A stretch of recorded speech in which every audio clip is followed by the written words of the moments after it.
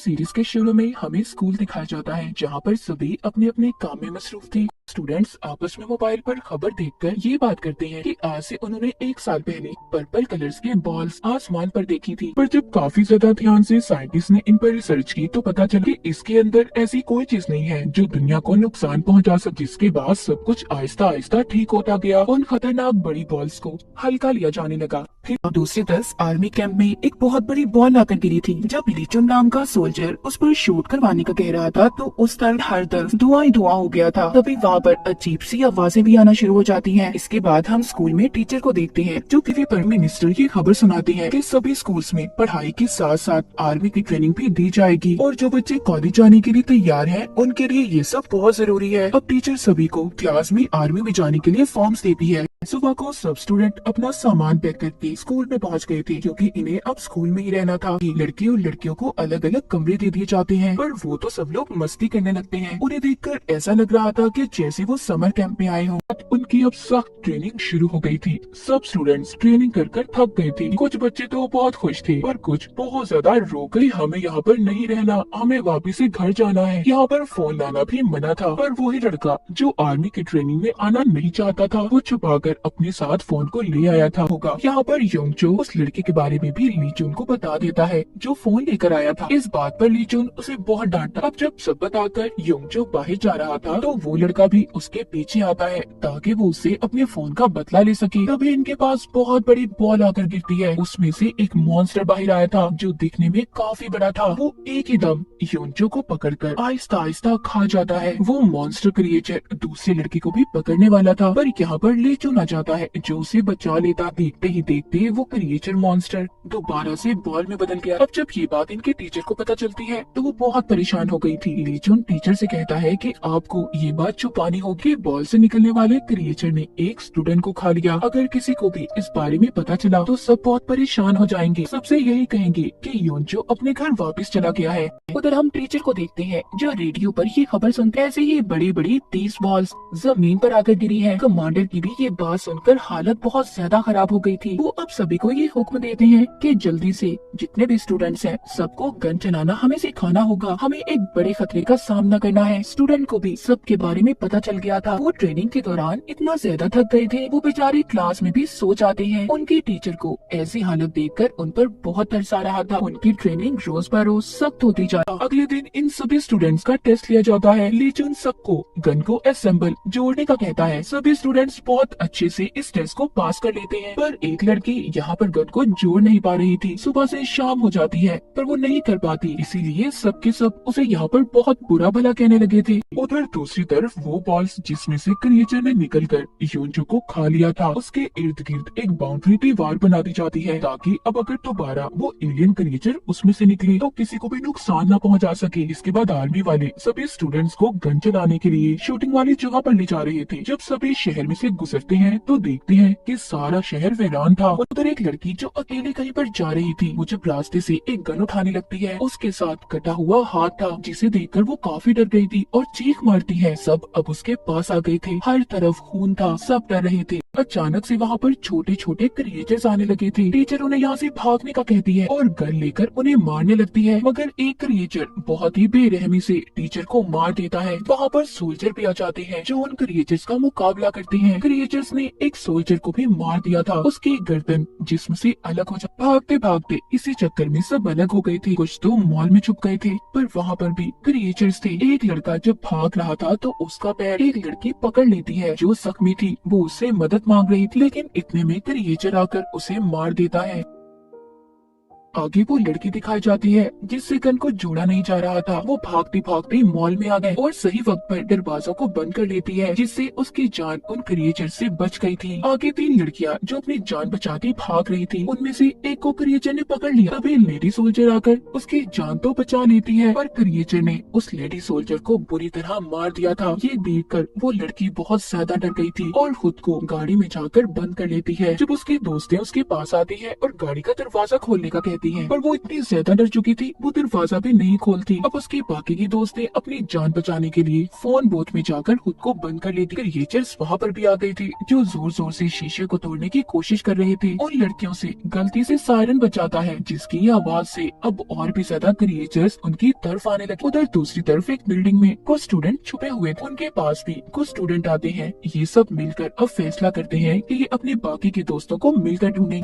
कुछ student car parking area में फंसे हुए थे, उन्हें एक स्टूडेंट ढूंढने उनके पास आता है और अपने साथ जाने का कहता है, पर वो मना कर देते हैं क्योंकि वो जानते थे कि बाहर इनकी जान को खतरा है। तभी वहाँ पर भी एक क्रिएचर आ गया था, अभी उसका मुकाबला कर। उधर फोन बूथ में फंसी लड़कियों को भी ली चुन ने बचा लिया था। जब एक क्रिएचर ली चुन पर हमला करने वाला था तो दूर खड़ी लड़की जो निशाने लगाने में पहले से माहिर थी, वो उस क्रिएचर को मारकर ली चुन की जान को बचा लेती है। सभी स्टूडेंट्स अब उसी जगह पर इकट्ठे होते हैं जहाँ से ये लोग गलत हुए थे। वहाँ पर वो जब कुछ सोल्जर्स और टीचर की लाश को देखते हैं तो सभी बहुत ज्यादा दुखी थे, बहुत रो रहे थे। ली चुन उन्हें यहाँ पर सब कुछ सच बताता है, कहता है ये बॉल्स जिनके बारे में आप लोग जानते हैं, इनमें छोटे एलियंस क्रिएचर्स हैं जो इंसानों को खाते हैं और इन्हीं सब का मुकाबला करने के लिए आप सबको ट्रेनिंग दी जा रही है। ये सुनकर तो सभी की हालत बहुत ज्यादा खराब हो गई थी। अब सभी से वापस स्कूल में आ जाते हैं जहाँ पर बाकी के स्टूडेंट्स ट्रेनिंग कर रहे थे। वो इनकी ऐसी हालत देखकर हैरान होते हैं, वो जानते ही नहीं थे कि इनके साथ हुआ क्या था। स्टूडेंट्स बहुत परेशान थे, वो जान चुके थे कि उनकी जान खतरे में है। सब अपने घर जाना चाहते थे। वहाँ पर ली चुन आता है जो सबको ये कहता है कि सारा शहर खाली है और आप लोगों के मॉम डैड को एक महफूज जगह पर भेज दिया गया है और हम तो ये भी नहीं जानते कि शहर में बॉल्स कहाँ कहाँ पर गिरी हुई हैं, इसलिए बाहर जाने से अच्छा आप लोग यहीं पर महफूज हो। उधर आर्मी लैब में दिखाया जाता है छोटे क्रिएचर पर टेस्ट हो रहे थे, जिनमें उन्हें पता चल गया था कि छोटे क्रिएचर को सिर्फ यूरेनियम गन से ही मारा जा सकता है और बड़ों पर तो वो भी असर नहीं करेगी। रात को सब स्टूडेंट मिलकर ये फैसला करते हैं कि वो यहाँ से भाग जाएंगे। वो बाहर जाकर अपने मॉम डैड को ढूंढेंगे, मगर जाते हुए एक लड़के से शोर हो जाता है जिसका पता ली चुन को चल गया था। वो सजा के तौर पर सबको मुर्गा बना देता है। इसके बाद भी स्टूडेंट बाज नहीं आए थे। वो स्कूल में इस खबर को फैला देते हैं कि हमारी जान खतरे में है, हम मरने वाले हैं। इसीलिए सभी स्टूडेंट स्कूल से बाहर आ गए थे और यहाँ से जाने का कह रहे थे। सब सोल्जर्स उन्हें रोकने की कोशिश करते हैं और उन्हें अंदर जाने का कहते हैं क्योंकि उनकी जान को खतरा था। मगर अचानक से एक बहुत बड़ी बॉल वहाँ पर आकर गिरी थी जिसमें छोटे क्रिएचर्स थे जो सब पर हमला कर देते हैं। वो बहुत ही बेरहमी से सभी को मार रहे थे। सोल्जर्स स्टूडेंट को अंदर जाने का कहते हैं, लेकिन इससे पहले वो अंदर जाते क्रिएचर ने बहुत से बच्चों को मार दिया था। जिनके पास गन्स थी वो तो बच रहे थे। बहुत से स्टूडेंट और सोल्जर्स इन क्रिएचर्स के हमले में मारे गए थे और जो लोग बचे थे उन्होंने खुद को स्कूल में बंद कर लिया और अपने दोस्तों की मौत को देखकर बहुत रो रहे थे। यहाँ पर भी ये महफूज नहीं थे, वहाँ पर भी और भी क्रिएचर्स आने लगे थे। ली चुन बचे हुए स्टूडेंट को ट्रक में बिठाकर यहाँ से ले जाने वाला था। जब सभी स्टूडेंट ट्रक में बैठ रहे थे तो एक लड़की का पाँव फिसल जाता है, वो नीचे गिर गई थी। तभी क्रिएचर आकर उसे बहुत ही बेरहमी से मार देता है। सब उसकी ऐसी मौत को देखकर बहुत दुखी थे। ली चुन ट्रक को रोकता है पर उसका सीनियर उसे आगे चलने का कहता, क्योंकि वो बाकी बचे लोगों की जान को खतरे में नहीं डालना चाहते थे। शहर को दिखाया जाता है जहाँ पर हर तरफ आग थी, शहर पूरी तरह तबाह हो चुका था। अब स्कूल से 2 ट्रक निकले थे। एक तो ली चुन चला जिसने स्टूडेंट्स को महफूज जगह पर पहुंचा दिया था, वो उन्हें दूसरी आर्मी कैंप में ले आया था। जब वो वहाँ पर पहुंचते हैं तो उन्हें अपने बाकी के दोस्त नजर नहीं आ रहे थे जो दूसरे ट्रक में थे। इसके बाद हमें दूसरा ट्रक दिखाया जाता है जिसके ड्राइवर को क्रिएचर ने मार दिया था और उनका ट्रक भी उलट चुका। उनकी एक दोस्त भी बहुत ज्यादा जख्मी थी। जिसके बाद सब स्टूडेंट जब नक्शा देखते हैं जहाँ पर उन्हें लेकर जाया जा रहा था वो जगह कितनी दूर है, मगर नक्शे के मुताबिक वो जगह बहुत दूर थी। ये अब पैदल चलकर भी सफर नहीं कर सकते थे। अब क्योंकि इनकी एक दोस्त भी जख्मी थी वो यहीं पर रहने का फैसला करते हैं क्योंकि यहाँ पर उन्हें क्रिएचर का खतरा कम लग रहा था। उधर आर्मी कैंप में दूसरे स्टूडेंट जो अपने दोस्तों के लिए परेशान थे वो ली चुन के पास आते हैं और उन्हें ढूंढने का कहते हैं। उधर वो स्टूडेंट जिनका ट्रक उल्ट गया था उन्हें रात गुजारने के लिए एक घर नजर आता है। सभी वहाँ पर जाने का फैसला करते हैं पर वो जाने से पहले रोड पर एक तीर का निशान बना देते हैं ताकि जब कोई भी उन्हें ढूंढने आए तो आसानी से उन्हें ढूंढ सके। उधर ली चुन जो ट्रक लेकर इन्हें ढूंढने आ रहा था तभी वो पीछे से शोर सुनता है जो कि ट्रक में बैठे स्टूडेंट्स का था। वो भी अपने दोस्तों को इसके साथ ढूंढने आए थे। लेकिन उन्हें मना करता है और कैंप में वापस जाने का कहता है, मगर वो इसे जाने से मना कर देते हैं और कहते हैं नहीं, हम किसी भी कीमत पर वापस नहीं जाएंगे और हम आपके साथ अपने दोस्तों को बचाना चाहते हैं। ली चुन को उनकी ऐसी हिम्मत देखकर खुशी हो रही थी। उधर दूसरी तरफ घर में फंसे हुए स्टूडेंट उनका एक दोस्त गैराज में जाता है जहाँ पर वो गाड़ी को देखता है और आकर उन्हें बताता है है कि हम यहाँ से जा सकते हैं, मगर वो ये भी जानते थे कि घर में कहीं ना कहीं क्रिएचर छुपा हुआ है। अगर ये थोड़ा सा भी शोर करेंगे तो वो एलियन क्रिएचर इन्हें मार देगा। अब इनका एक दोस्त चुपके से जाकर गैराज से एक रेंच को लेकर आता है ताकि ये इस कमरे की खिड़की को खोलकर बाहर आ सके।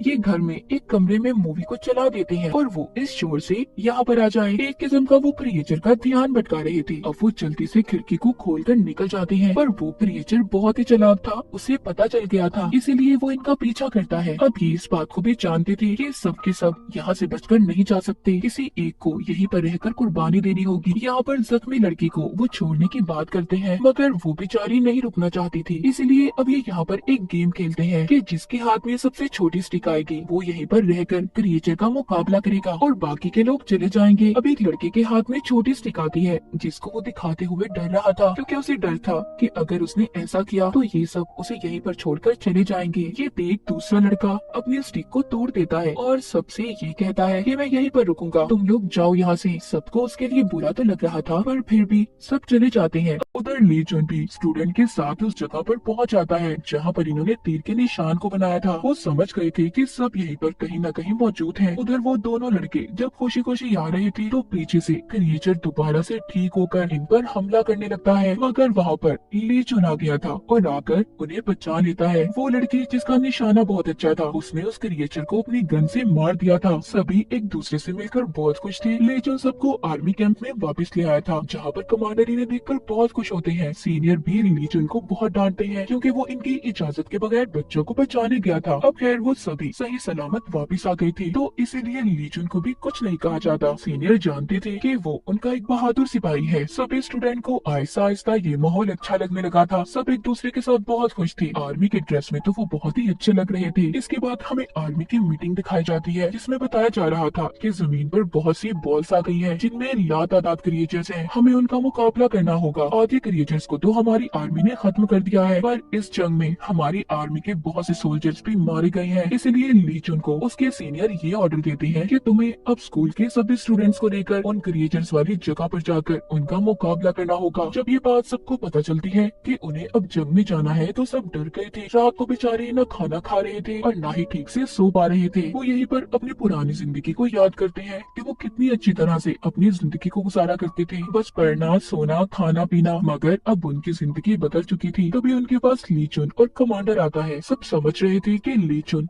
यहाँ पर उन्हें डांटने आया है, पर ऐसा नहीं था। वो तो इनके लिए मजे मजे के खाने बना कर लाया था, क्योंकि वो जानती थी कि परेशानी में किसी ने भी सही तरह से खाना नहीं खाया। सबका मूड अच्छा हो गया था, सभी मस्ती मजाक कर रहे थे। ली जुन यहाँ पर सबसे कहता है कि मैं नहीं जानता कि ये क्रिएचर्स की जंग कब तक चलेगी, मगर हाँ, मैं वादा करता हूँ कि आखिरी दम तक तुम लोगों का साथ नहीं छोड़ूंगा। ये सुनकर सभी इमोशनल हो गए थे। सुबह को जाने के लिए सब लोग तैयार थे। ली जुन सब स्टूडेंट को एक मशीन देता है जिसके बारे में बताता है कि ये तुम्हें क्रिएचर्स के बारे में बताएगी कि वो तुमसे कितना दूर है। जब ये शहर में पहुंचते हैं तो रास्ते में बहुत सी टूटी फूटी गाड़ियों को देखते हैं। वहाँ पर इन्हें एक फ्रिज भी मिला था जिसमें से ये कोल्ड ड्रिंक्स को निकालकर पीने लगे थे। तभी ये अपने इर्द गिर्द कुछ महसूस करते हैं। इनकी मशीन भी आवाज देने लगी थी। इनमें से एक स्टूडेंट वहाँ पर पड़ी हुई गाड़ी के लोने को दरमियान में फेंकता है, जिसकी जोरदार आवाज से क्रिएचर्स वहाँ पर आने लगते हैं और ये सब उन्हें शूट कर मार देते हैं। मगर कुछ क्रिएचर्स घरों में जाकर छुप गए थे। ये अब उन घरों में जाकर क्रिएचर्स को ढूंढकर उन्हें मारने का फैसला करते हैं। जब ये घरों में जाकर